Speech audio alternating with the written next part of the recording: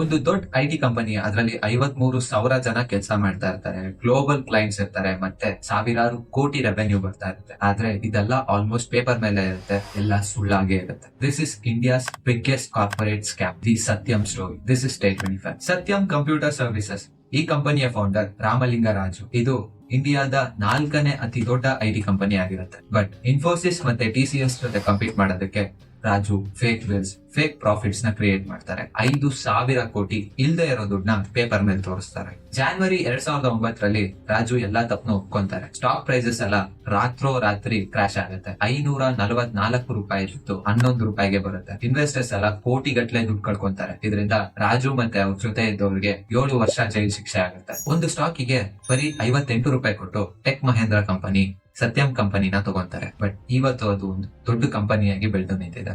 ನಿಮಗೆ ಈ ಸ್ಕ್ಯಾಮ್ ಬಗ್ಗೆ ಏನ್ ಅನ್ಸುತ್ತೆ? ಇದೇ ರೀತಿ ಎಲ್ಲಾ ಸ್ಟೋರೀಸ್ ನ ಕೇಳೋದಕ್ಕೆ ನನ್ನ ಫಾಲೋ